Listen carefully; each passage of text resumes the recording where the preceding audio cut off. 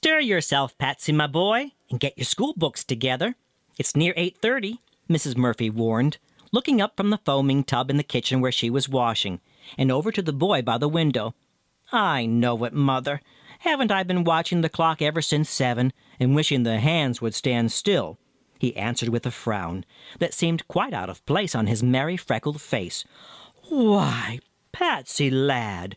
His mother stopped rubbing, a look of what seemed like fear coming over her face as she glanced at the calendar that hung on the wall, and then again searchingly at Patsy.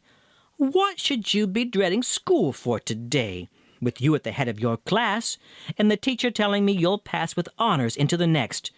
You know what day it is, the boy said doggedly. The grandest day in all Ireland, his mother said. St. Patrick's Day. Can't I shut my eyes and see it all? When I was a girl on your grandfather's farm in the old country, we'd be getting ready for the day for weeks, saving our bits of finery to wear to the party they'd be giving in the town hall, and doing as much work as we could beforehand, so as to have plenty of time to sing and make merry. I can hear the music of the harps, too. Those were grand days, son. But they were days in Ireland, Mother, Patsy said, and this is America. Nobody here seems to think much of St. Patrick's Day except as a time for making sport of Irish lads like me. The shops are full of green badges and hats and clay pipes tied with green and shamrock plants. Oh, I heard the boys talking at recess yesterday about what they were going to do to me today. They're going to throw potatoes at me outside in the schoolyard and tie my desk up with green cloth, so I'll be ashamed coming down from assembly. I don't want to go to school today. Let me stay home and help hang out the wash and carry home yesterday's ironing, Mother. You could write me an excuse and say that you needed me, he begged. You're not afraid? Oh, Patsy, don't let me think you're a coward. This is the day for brave hearts in the old country, just as Washington's birthday is the brave holiday in America. We ought not to forget our own strong men now, that we're here in a strange land. We ought to show America that we can be brave, too. Look, Patsy, here's a sign for you.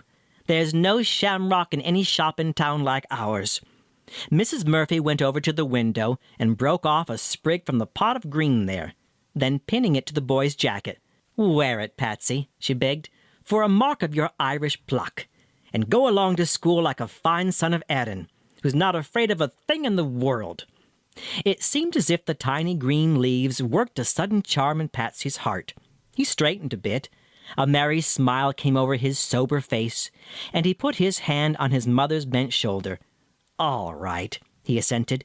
He took his cap down from the wall, picked up his boots, and opened the kitchen door. Here's to St. Patrick's Day in the morning, he laughed, and whatever's coming to me because of my wearing of the green. Patsy was just in time for the last bell. A flying potato, sent with good aim from the corner of the schoolyard, hit him. But he ducked a second one and got inside the hall safely. He hung up his cap and found that the drum it was his duty to beat for the grades on his floor, to march up to assembly, had been decorated with a bow of green ribbon. I'll keep the green on, Patsy said to himself, as he slung the drum strap over his shoulder and took his place in the hall. I'm going to be proud of Erin's color today, and show it beside my country's flag. He carried out his thought as he took his place in the hall next to the great American flag that hung there, and beat his drum for the boys and girls to file out of their classroom and up the stairs to the assembly hall.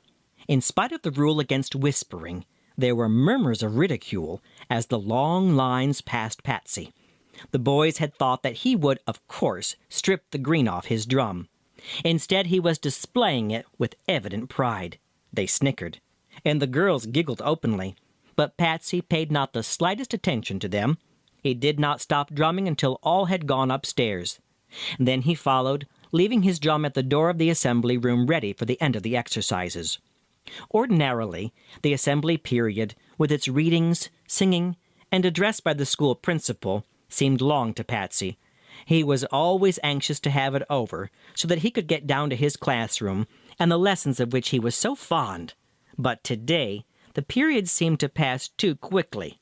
Patsy was a sensitive boy. He dreaded the jokes that might be waiting for him downstairs.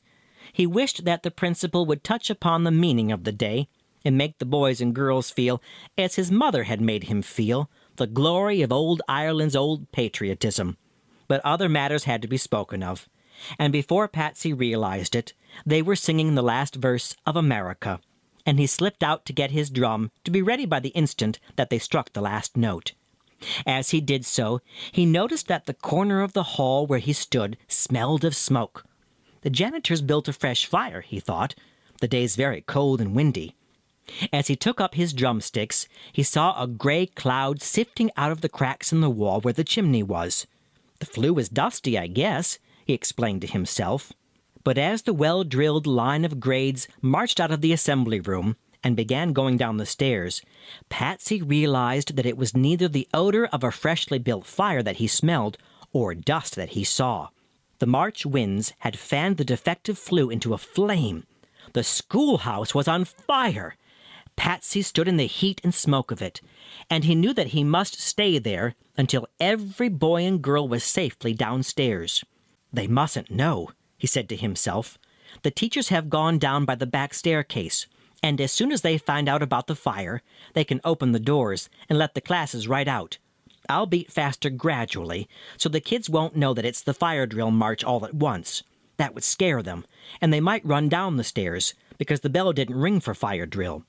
These thoughts flashed through Patsy's mind as he played his drum steadily, and without missing a single beat. He quickened the time, and the children marched faster. Short puffs of smoke were bursting out of the walls now, but the end of the line was nearing.